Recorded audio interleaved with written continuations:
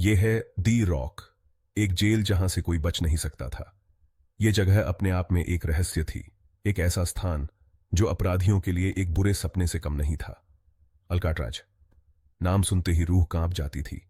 ये जेल अपने कठोर नियमों और सख्त सुरक्षा के लिए जानी जाती थी। सोचो, एक टापू, चारों तरफ बर्फीला पानी और तेज लहरें।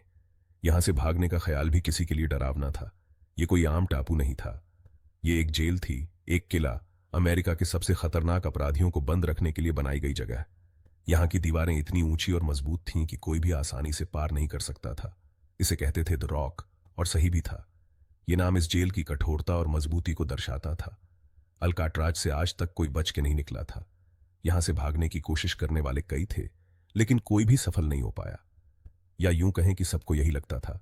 यहां के गार्ड्स इतने सख्त थे कि किसी भी कैदी के लिए भागना नामुमकिन था। गार्ड सख्त थे, दीवारें ऊंची थीं, पानी बर्फीला और खतरनाक।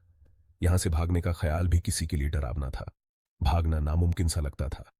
लेकिन कुछ लोगों के लिए आजादी की चाहत किसी भी जेल से ज्यादा मजबूत थी।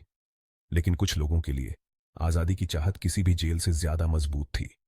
वो एक बार फिर खुली हवा में सांस लेने के लिए सब कुछ दांव पर लगाने को तैयार थे। वो एक बार फिर खुली हवा में सांस लेने के लिए सब कुछ दांव पर लगाने को तैयार थे। उनके लिए ये जेल एक चुनौती थी, जिसे पार करना उनका सपना था। उनमें से थे फ्रैंक मॉरिस और एंगलिन भाई, जॉन और क्लेरेंस, जिन्होंने नामुमकिन को मुमकिन करने का सपना देखा।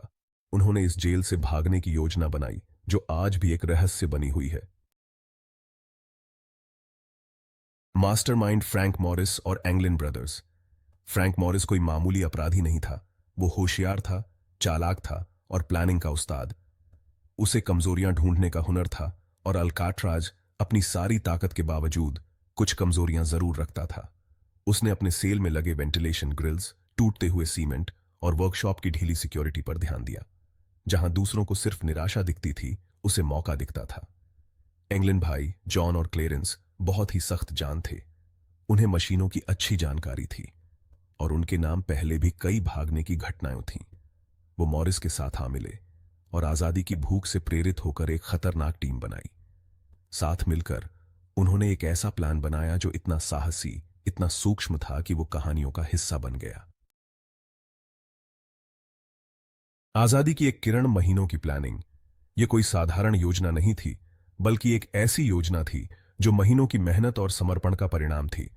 उनका प्लान बहुत ही खतरनाक था, जिसके लिए चतुराई और बारीकी से प्लानिंग की जरूरत थी। हर कदम को सोच समझकर उठाना था, क्योंकि एक छोटी सी गलती भी उन्हें हमेशा के लिए कैद में रख सकती थी। वो जानते थे कि अल्काट्राज से भागने के लिए सिर्फ ताकत से काम नहीं चलेगा। इसके लिए दिमाग, सब्र और थोड़ी किस्मत की जरूरत थी।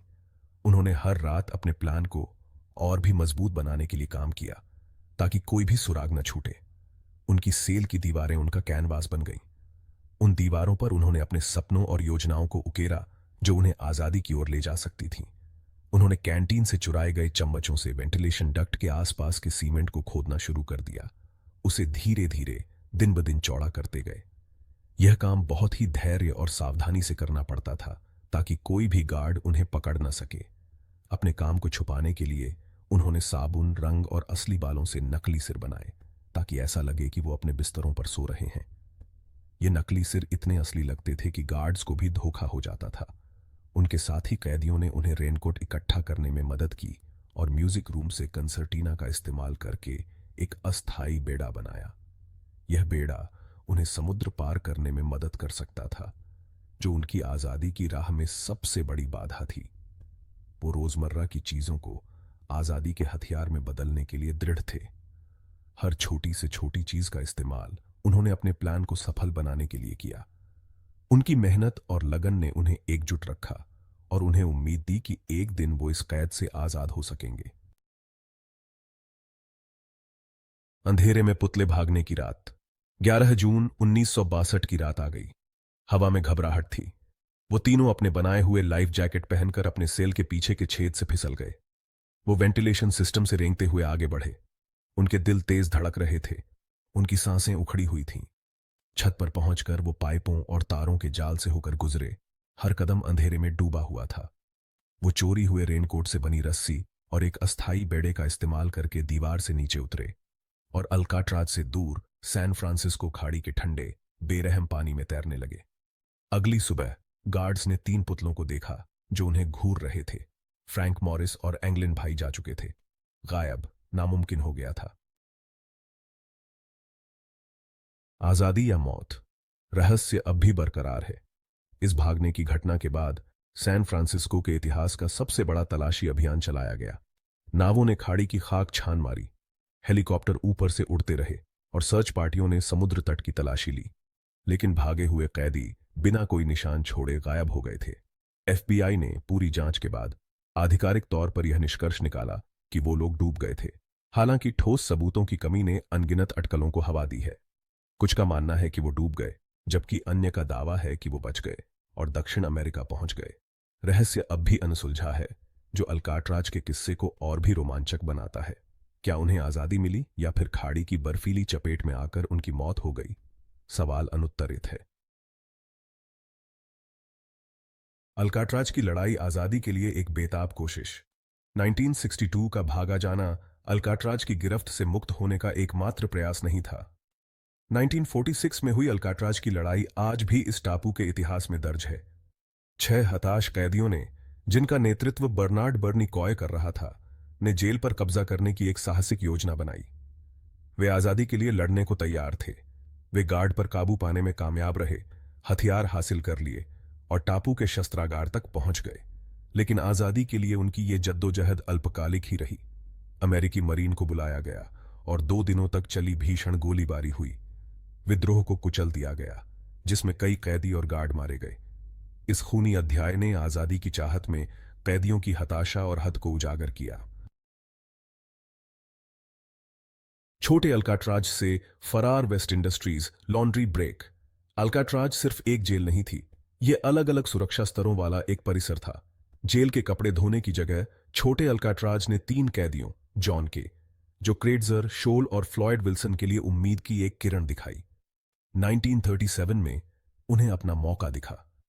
लॉन्ड्री में तस्करी करके लाई गई एक रेंच का उपयोग करके उन्होंने एक गार्ड को अपने कब्जे में ले लिया और सलाखों को काट कर बर्फीले पानी में कूद गए।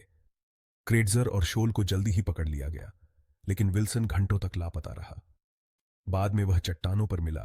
भागने की उसकी कोशिश को बेरहम लहरों ने नाकाम कर दिया था। यहां तक कि छोटा अल्काट्राज भी अजय साबित हुआ। अल्काट्राज की विरासत, भागने की कोशिशों का असर। अल्काट्राज, जिसे द रॉक के नाम से भी जाना जाता है, एक समय पर दुनिया की सबसे सुरक्षित जेलों में से एक मानी जाती थी। भागने के ये प्रयास, सफल हों या न हों, अल्काट्राज के इतिहास पर एक अमिट छाप छोड़ गए। इन प्रयासों ने न केवल जेल की सुरक्षा को चुनौती दी, बल्कि यह भी दिखाया कि मानव आत्मा कितनी अडिग और स्वतंत्रता के लिए कितनी लालायित हो सकती है। उन्होंने मानव भावना की आजादी की अदम्य इच्छा को प्रदर्शित किया, यहां तक कि जब उसे सबसे सुरक्षित जेल में कैद करके रखा गया हो। इन भागने की कहानियों ने अल्काट्राज को एक रहस्यमय और रोमांचक स्थान बना दिया, जहां हर कोने में एक नई कहानी छिपी होती है।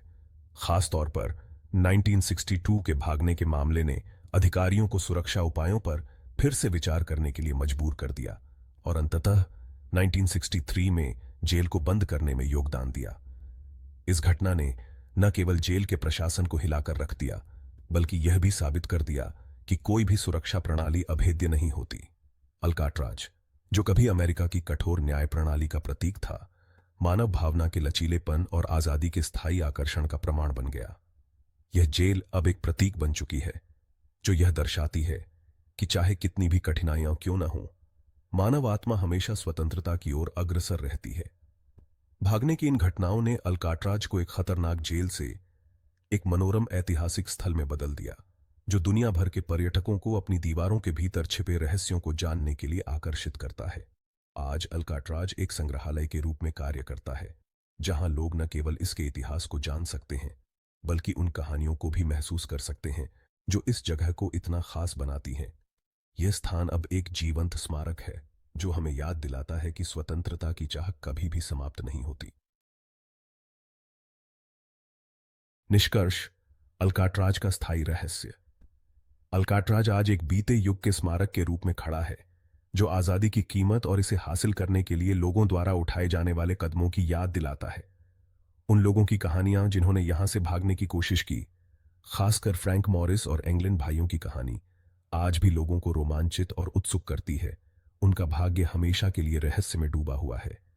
क्या उन्होंने लहरों पर विजय प्राप्त की और आजादी पाई, या फिर सैन फ्रांसिस्को खाड़ी के बेरहम पानी ने उन्हें अपनी आगोश में ले लिया?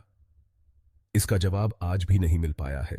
जो अल्काट्राज की रहस्यमयता को और बढ़ाता है, वो टापू जिसने अमेरिका के सबसे कुख्यात अपराधियों को तो कैद कर लिया, लेकिन मानव भावना की मुक्ति की अटूट लालसा को नहीं रोक सका।